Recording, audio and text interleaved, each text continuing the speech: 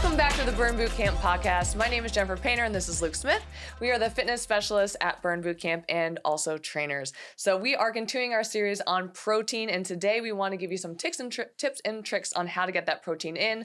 But first, one of the biggest questions I get in focus meetings or just in people talking in general as trainers are how much protein do we need to get in a day? What is our protein allotment? Want to take that, Luke? Yeah, so guys, the last episode that you guys heard, and if you haven't listened, make sure you go back and check that first one on why protein is so important. But we talked about having 100 grams, and guys, I'm going to be honest with the 100 grams, that should be the minimum of what you guys want. So I know if you guys read anything written by doctors, you're going to read that your body needs 0.8 grams per kilogram of body weight. So for most people, if you're walking around at 150 grams, that means your bare minimum is going to be 50 to 60 grams. And you're like, yeah, Luke, you said 100. I need more than that. But that average is for people that are sedentary. Mm-hmm. So if I'm looking at 50 to 60 grams at 0.8, that's for a sedentary individual. And if you're listening to this, I know that you guys are the farthest things from sedentary individuals. If you wake up and you go get your butt kicked every day for 45 minutes, you are not sedentary. So 100 being the bare minimum. One thing, just a good rule of thumb, is 1 gram of protein per pound of body weight. And guys, you can manipulate that number based on what your needs are, how often you guys are eating throughout the day. But 1 gram per pound of body weight is just a really, really good rule of thumb.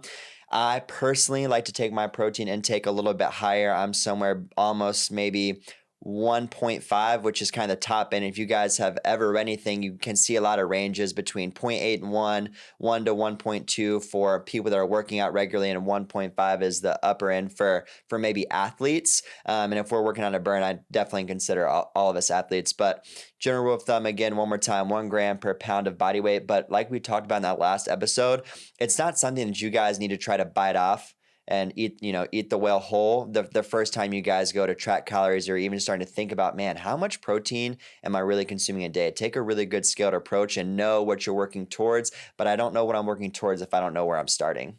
Exactly. And so just to touch what Luke said, a lot of 100 grams is for the average individual, and here at Burn, we're anything but average, and I know average is not what we're going to, so I really want you guys to take a look on upping that protein a little bit.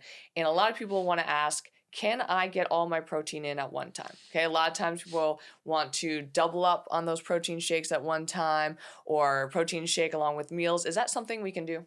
Yeah, so I know if you guys grew up maybe more in the 80s and 90s, it was all about, eating as much protein as you can. I got to eat 6, 7, 8 meals a day. And guys, you don't have to get 6, 7, 8 meals a day. You could get, really, if you wanted to, all of your protein in 1 or 2 sittings. Now, just because it's okay, that doesn't mean that it's the most optimal thing to do. So if we're wanting to be the most optimal, it would be ideal. Let's say you're taking in 150 grams of protein a day. You want to spread that out evenly across 3 meals. So maybe I hit 50 grams for breakfast, 50 grams at lunch, 50 grams at dinner. That's great. Or maybe you're someone that eats 4 meals a day. So you have a breakfast, lunch, and dinner. Now you have a snack. So you're just breaking up differently for you, but you can consume it all at once. But if I'm looking to feel satiated throughout the day, if I'm looking to optimize, and this is a little nerdy here, but if I want to maximize my muscle protein synthesis, where my body is always growing, so I want to be in an anabolic state, so growing, catabolic would be the opposite, where I'm breaking down,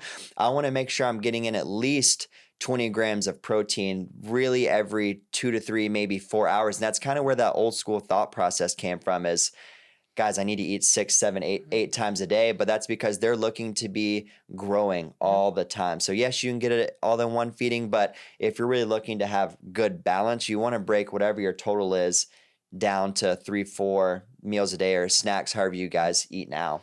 Yeah, I don't think it has to be the old school image of like people eating chicken and rice out of a plastic container all day long. Like, I think that's an image a lot of people think they have to do, is they're just going to be continually carrying around a gallon of water and just eating chicken and rice all day long. And that's not the case to get enough in. I know that everyone has different goals. Some people are in a journey in their fitness where they want to lose some weight, and some people are in a stage of their fitness journey where they're looking to gain some muscle. So how do you approach protein intake based on if I'm looking to lose or maybe I'm looking to gain. Yeah, so I think the biggest thing there when you're talking about wanting to be in a caloric deficit where you're losing weight, guys, the protein is the only macronutrient that we probably don't want to manipulate very much. So if you guys are consuming 150 grams of protein, and let's say I've been maintaining weight, I've been hovering around maybe 150 pounds and I'm looking to lose weight, protein's not going to be the thing that I want to drop first. Protein's going to be that stagnant macronutrient. Remember, we talked about proteins, carbs, fats, those are your macros.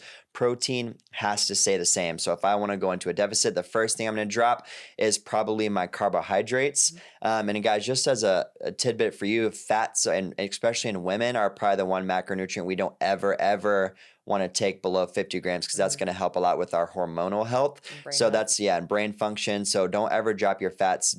My recommendation is always 50. If you guys were competing and doing the most completely insane different. things, you could be looking at like 45. But so if you guys are looking to optimize hormonal health, then really your brain function, just stay as healthy as you can be. Don't ever drop them below 50. So really utilize those carb sources as things that you want to drop. A protein pretty much always needs to stay the same. And we're talking about minimums and maximums. There's no such thing as too much protein. If you're one of those people that just really loves to eat chicken and beef and egg whites and Greek yogurt, you're not going to consume too much, guys. It's okay to eat it. Like I said in the last episode, I eat probably 300 grams a day. I know Paynter probably eats close to 150, 200 grams a day, but that's really just the kind of cycle we've fallen into where it helps us feel our best and perform at a high level.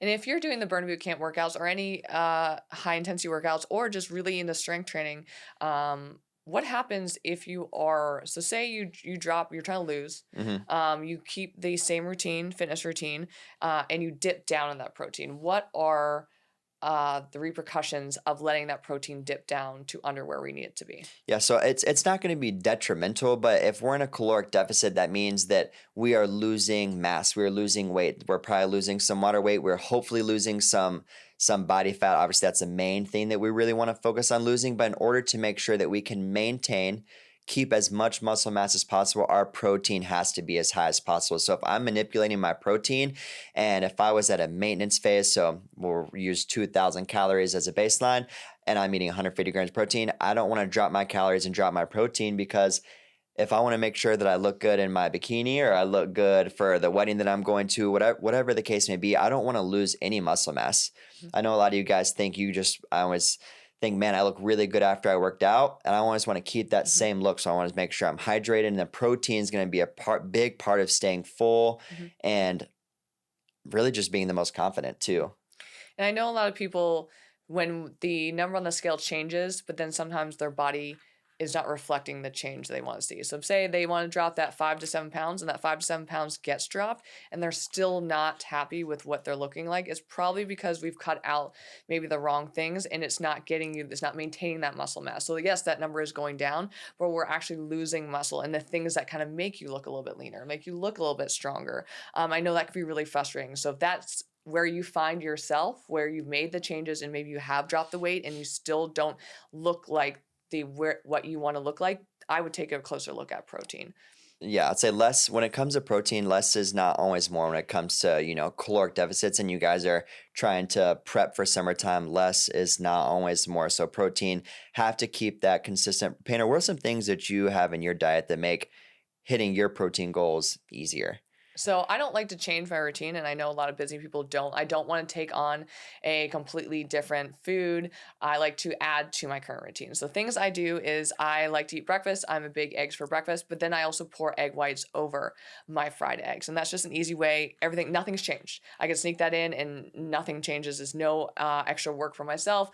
Just buying some extra egg whites.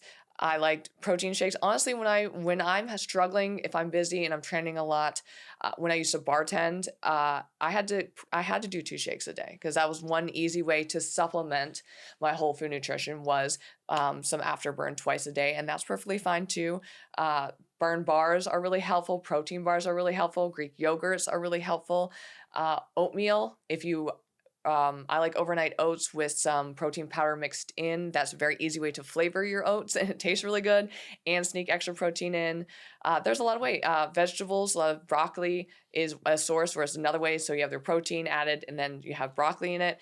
And honestly, just taking what I'm already eating and just adding 2 to 3 ounces. So if we're already preparing, my husband and I are already preparing chicken or steaks, just weigh them out. Then maybe not where you are, but if you can eye out just a little bit more, just maybe 6 ounces instead of four, maybe 8 ounces, depending where on my day, instead of six for him, or for myself, or just taking a bigger cut of the sirloin to very easily do this, no extra work, but get a little extra protein. Yeah, and Painter just alluded to, weighing it. You guys, you don't have to weigh your food if you don't want to. And a lot of you guys may not be there. I personally weigh all my food. Mhm.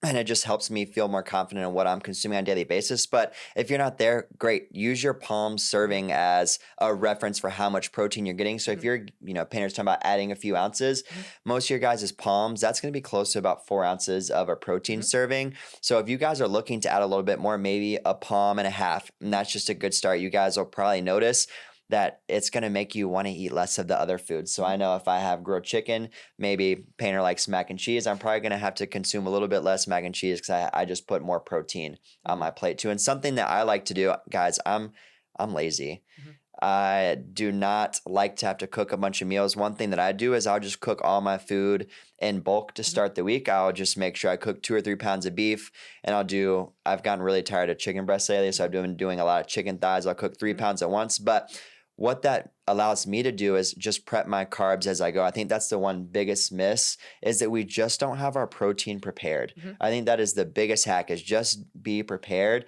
And this is nasty, and I know people will make fun of me for this, but Painter, adds her egg whites to her pan. I just pour mine in a cup and I drink my egg white straight. And people are like, "Oh, it's so nasty," but it is so easy to get that out. I'm in a hurry. Mhm. I'm in the car, I and did that. I bring it into the office, and I just have one, and it's actually in the third fridge in the door, and I have to have that because I know if I didn't come to work prepared that day, the Mhm. one thing that I'm not going to skimp out on is my protein, and I'm not adding any extra fats or carbs with that. And one thing, guys, if you are in a hurry and maybe egg whites aren't for you, and I guess I can be understanding to that, bring your protein. Take your Mhm. afterburn with you everywhere you go, and double shakes a day, doing 23 grams twice a day, or even double scooping it in one shake. That's fine. I Mhm. just think that's going to make you feel so much better, and it's going to keep you out of the drive through. Mhm. And yes, I like Chick-fil-A just as much as everybody else, but my protein shake is going to cost me $2, and my Chick-fil-A order is the farthest thing from $2.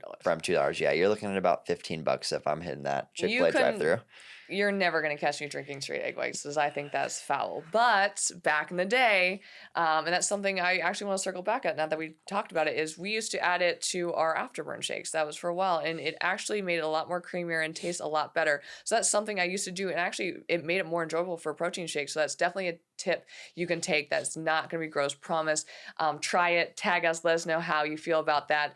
If you want to do them straight and chug them, then tag him, let him know how that went for you.